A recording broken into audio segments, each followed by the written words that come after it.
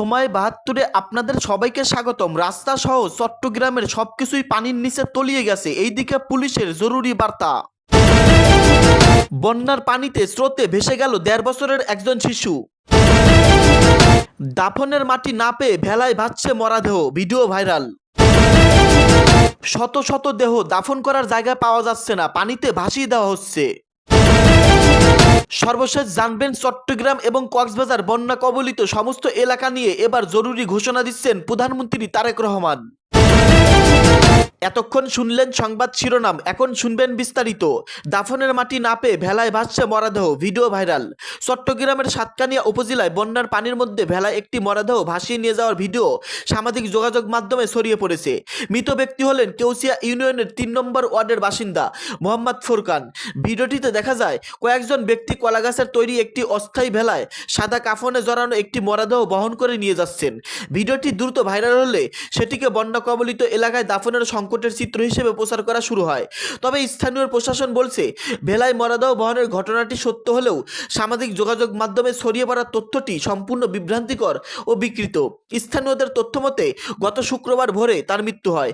স্বজনদের দাবি, মৃত্যুর পর মরাদেহ দাফন করেই তাদের জন্য বড় চ্যালেঞ্জ হয়ে দাঁড়ায়। বাড়ির চারপাশ সহ পুরো এলাকা বন্যার পানিতে প্লাবিত থাকায় কবরস্থানে মরাদেহ নেওয়ার স্বাভাবিক কোনো ব্যবস্থা ছিল না। আশেপাশে দাফনের উপযোগী শুকনো জায়গাও পাওয়া যায়নি। পরে স্বজন ও স্থানীয়দের সহযোগিতায় কয়েকটি কলাগাছ দিয়ে একটি অস্থায়ী ভেলা তৈরি করা হয়। সেই ভেলায় মরদেহটি কবরস্থানে নেওয়া হয়। দীর্ঘ পথ পাড়ি দিয়ে সেখানে জানাজা শেষে মরদেহ দাফন করা হয়। এ বিষয়ে জানতে চাইলে সাতকানিয়া উপজেলা নির্বাহী কর্মকর্তা ইউএনও খন্দকার মাহমুদুল হাসান বলেন, ঘটনাটি সত্য, তবে ভিডিওটি ভুল ব্যাখ্যা দিয়ে প্রচার করা হয়েছে। ওই ব্যক্তি মাছ ধরতে গিয়ে স্ট্রোক করে মারা যান। তখন সেখানে কোনো নৌকা ছিল না। তারা যে ভেলায় মাছ ধরতেছিলেন সেই ভেলাতেই মরদেহটি বাড়তি নিয়ে যান। পরে জানাজা শেষে স্বাভাবিক নিয়মে তার দাফন সম্পন্ন করা হয়েছে। ইউএনএ আরও বলেন, ভিডিওটি এমনভাবে প্রচার করা হয়েছে যেন বন্যার কারণে মাটি না পেয়ে মরদেহ ভেলায় ভাসিয়ে দেওয়া হয়েছে বা প্রশাসনের কোনো সহযোগিতা ছিল না। প্রকৃতপক্ষে এমন কিছু ঘটেনি। মূলত সামাজিক যোগাযোগ মাধ্যমে ভিউ ব্যবসা বাড়ানোর উদ্দেশ্যে ঘটনাটিকে বিকৃতভাবে উপস্থাপন করা হয়েছে। বন্যার পানির স্রোতে ভেসে গেল ১.৫ বছরের শিশু। কক্সবাজারের পেকুয়া উপজেলায় বন্যার পানির স্রোতে ভেসে মুশফিকুর রহমান নামে ১.৫ বছর বয়সী এক শিশুর মৃত্যু হয়েছে। শনিবার ১১ জুলাই রাতে উপজেলার সদর ইউনিয়নের বরিরপাড়া এলাকায় এ ঘটনা ঘটে। শিশুটি ওই এলাকার প্রবাসী নাসির উদ্দিনের ছেলে। জানা গেছে, বন্যায় প্রবাসী নাসিরের ঘরে প্রায় হাঁটু পানি ওঠে, উঠানেও কোমর পানি ছিল। এর মধ্যেই ঘরে শিশুটিকে রেখে বাইরে কাজ করতেছিলেন নাসিরের স্ত্রী। এর এক পর্যায়ে মায়ের অগোচরে শিশুটির বন্যার পানিতে ডুবে স্রোতের সঙ্গে ভেসে যায়। অনেক খোঁজাখুঁজির পর প্রায় ১২০ ফুট দূরে পাওয়া যায় শিশুটিকে। তাকে উদ্ধার করে হাসপাতালে নেওয়া হয়। সেখানে চিকিৎসক মৃত ঘোষণা করেন। শিশুটির মৃত্যুর খবর পেকুয়া উপজেলার নির্বাহী কর্মকর্তা ইউএনও রফিকুল ইসলাম নিশ্চিত করেছেন। উপজেলায় বন্যার পরিস্থিতি কিছুটা উন্নতি হয়েছে বলে জানান ইউএনও। পানিতে ডুবে আছে রাস্তা, পুলিশের জরুরি বার্তা। রাজধানীর বনানী ও খিলক্ষেত সহ বিভিন্ন এলাকার নিচু রাস্তাগুলো ভারী বৃষ্টির পানিতে ডুবে আছে। এ অবস্থায় অপ্রয়োজনীয় ভ্রমণ পরিবহনের আহ্বান জানিয়েছেন ট্রাফিক পুলিশ। রোববার ১২ জুলাই বেলা ১১টার পর ট্রাফিক পুলিশের গুলশান বিভাগের ফেসবুক পেজে বিষয়টি জানানো হয়েছে।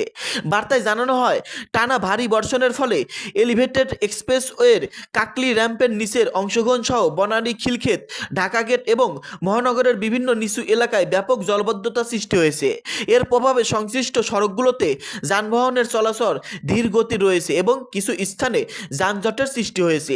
বার্তায় আরও জানানো হয়, বিশেষ করে কাকলি মোড়ে এলিভেটেড এক্সপ্রেসওয়ে থেকে নেমে আসা যানবাহন এবং নিচের সড়কে চলাকালী যানবাহনকে অতিরিক্ত সতর্কতার সঙ্গে চলাচল করতে হচ্ছে। সকল মোটরযান চালক ও পথচারীদের প্রতি অনুরোধ জানিয়ে পুলিশের বার্তায় বলা হয়েছে, অপ্রয়োজনীয় ভ্রমণ পরিহার করুন, জলবদ্ধ এলাকায় ধীরগতিতে যানবাহন চালান এবং নিরাপদ দূরত্ব বজায় রাখুন। বিকল্প সড়ক ব্যবহার করা সম্ভব হলে তা অনুসরণ করুন। ট্রাফিক পুলিশের নির্দেশনা মেনে চলুন এবং ধৈর্য ধারণ করুন।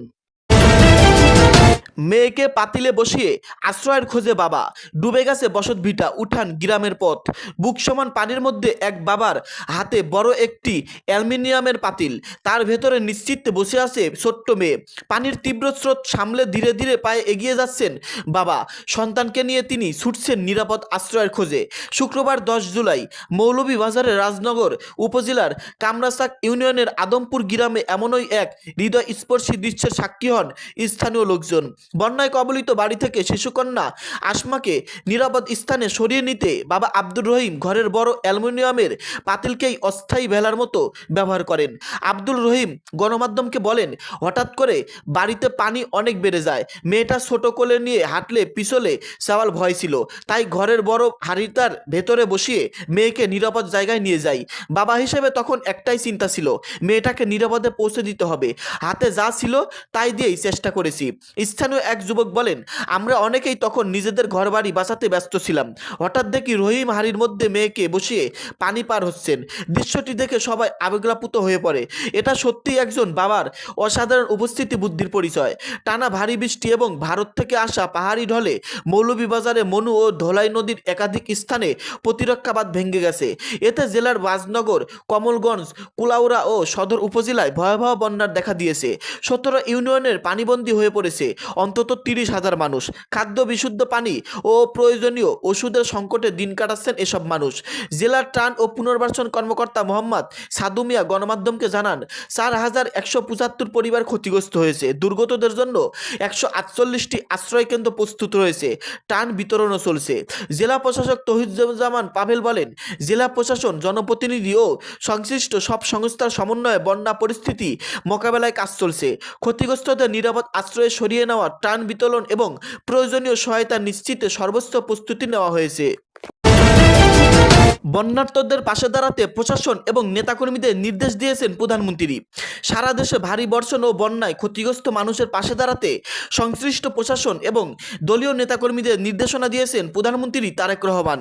শুক্রবার 10 জুলাই প্রায় সারাদিন প্রধানমন্ত্রী তারেক রহমান বন্যায় কবলিত ও বন্যায় ক্ষতিগ্রস্ত বিভিন্ন জেলার প্রশাসক, ডিসি, পুলিশ সুপার, এসপি এবং সিভিল সার্জনদের সঙ্গে কথা বলে সার্বিক পরিস্থিতির খোঁজখবর নেন।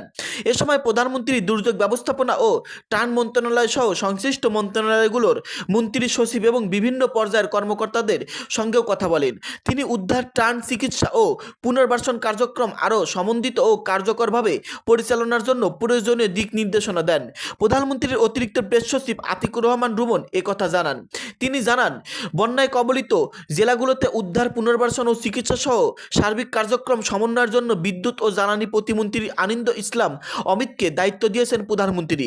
অদ্ভুত পরিস্থিতিটি মোকাবেলায় শনিবার তিনি ত্রাণ প্রতিমন্ত্রী এম ইকবাল হোসাইন এবং সংশ্লিষ্ট কর্মকর্তাদের সঙ্গে নিয়ে চট্টগ্রামে যাবেন। আতিকুর রহমান রুমান আরও জানান, কয়েকটি এলাকায় বন্যার পানিতে কমতে শুরু করেছে বলে প্রধানমন্ত্রীকে জানিয়েছেন সংশ্লিষ্ট কর্মকর্তারা। তবে পরিস্থিতি এখনও নিবিড়ভাবে পর্যবেক্ষণ করা হচ্ছে।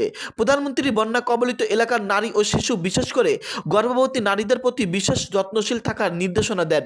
পাশাপাশি দুর্যোগকালীন পরিস্থিতির সুযোগ নিয়ে যেন কোনো অসাধু চক্র চুরি, ডাকাতি বা অন্য কোনো অপরাধমূলক কর্মকাণ্ডে জড়িত না পারে সে বিষয়ে আইনশৃঙ্খলা রক্ষাকারী বাহিনীকে সর্বোচ্চ সতর্ক থাকারও নির্দেশ দেন প্রধানমন্ত্রী। এছাড়া প্রধানমন্ত্রী তারেক রহমান ক্ষতিগ্রস্ত মানুষের জন্য পর্যাপ্ত খাদ্য, বিশুদ্ধ পানি, চিকিৎসা সেবা এবং অন্যান্য জরুরি সহায়তা নিশ্চিত করার নির্দেশ দেন।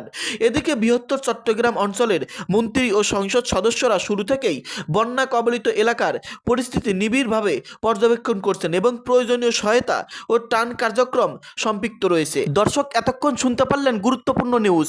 চট্টগ্রামে ভয়াবহ বন্যা কেন্দ্র করে কি হচ্ছে এবং কতজন মানুষ আহত, নিহত হয়েছেন, সরকারের পক্ষ থেকে কি দিক নির্দেশনা দেওয়া হচ্ছে, সমস্ত কিছু জানতে পারলেন। এই সম্পর্কে আপনাদের মতামত ভিডিওর কমেন্টে জানিয়ে সময় 72 ইউটিউব চ্যানেলের সঙ্গেই থাকবেন। ধন্যবাদ।